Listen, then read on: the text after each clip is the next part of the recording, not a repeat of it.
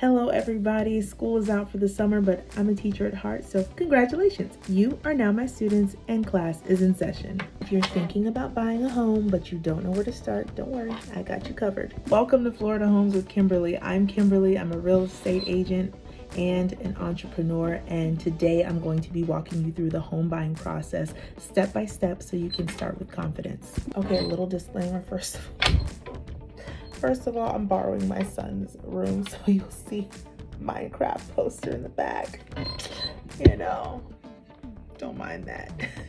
Also, I have some notes here so that I will not forget anything that I have to say to you guys, because I want to keep it short, I want to keep it quick, but I want to make sure you get all of this good information I have for you. So with that being said, let's begin. All right, step one is to find out how much house you can afford. So before you fall in love with a home, you need to know exactly how much you can afford to purchase. You've probably heard the term pre-approval letter, and that's when a lender looks at your income, your credit, your debts, and everything involved with that, just to give you a price range. And it shows sellers you're serious, so it is important. But here's the thing. The pre-approval is kind of like those credit card offers you get in the mail. You could be eligible, but nothing's guaranteed until the underwriting is complete. So that's why I actually recommend skipping pre-approval and going straight for mortgage commitment. It does take more paperwork up front, but it'll save you stress later, right? You don't want to be in a situation where your pre-approval is higher than what you actually get approved for, and then you miss out on the house that you want because the two don't match up. So try to go for a mortgage commitment instead. If you do get a pre-approval letter, ask your lender if they ran desktop underwriting, if they ordered verification of employment, and if they received your 4506T form, which is the IRS summary of your tax return. They use that to verify your income. Okay, step two is partnering with a realtor. It's time for you to find a real estate agent, preferably a realtor like myself, and that person is going to guide you through the process. As a realtor, I help my buyers navigate each step from showings to negotiation to closing. So you're never alone. Even if you're not working with me, make sure your agent communicates well, is connected to other professionals, and is someone you genuinely like as a person. If they're doing their job right, you'll be talking to them quite a bit. Bonus tip, if your agent isn't showing up for you, like if they're not communicating or they're not actively helping you, talk to the broker and explore ending your contract. It's possible to terminate it if both parties agree. Bonus tip.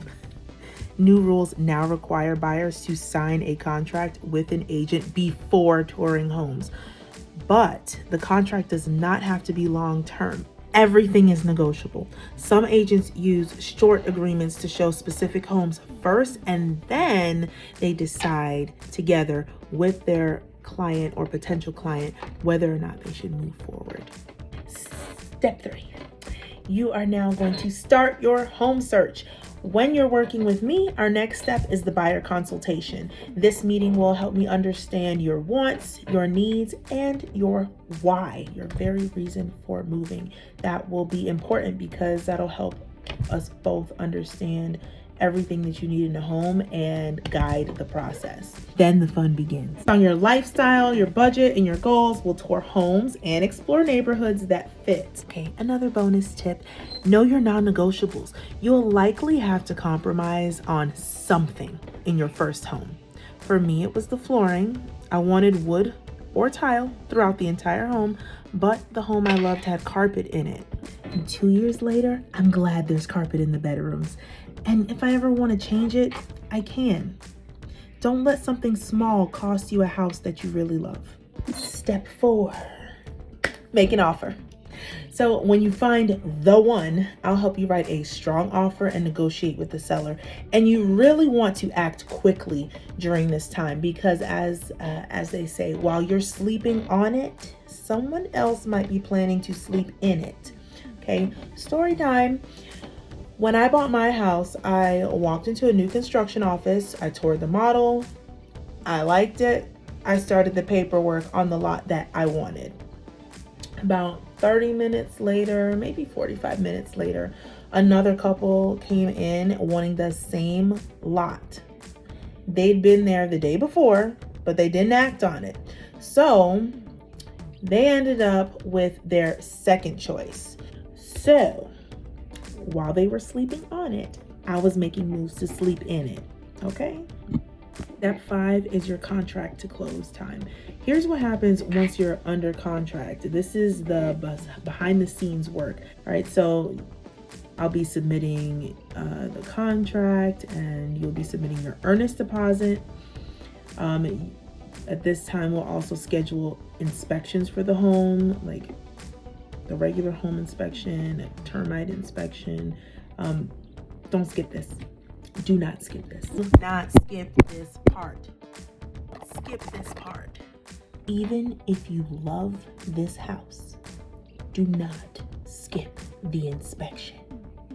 Don't do it. During this time, we're also going to negotiate repairs and get the final loan approval. If you already got a mortgage commitment, this step will be a lot smoother. If not, it can feel a little stressful. I mean, it can kind of feel stressful either way because the timelines during this time are very tight and you have to move fast. But with the mortgage commitment, you're required to submit all those documents, a lot more of those documents up front. So, you know, take your pick in what you want to do. You know, I think I might even do a video on some of the things you might want to prepare. Let me write that down. A handy dandy notebook.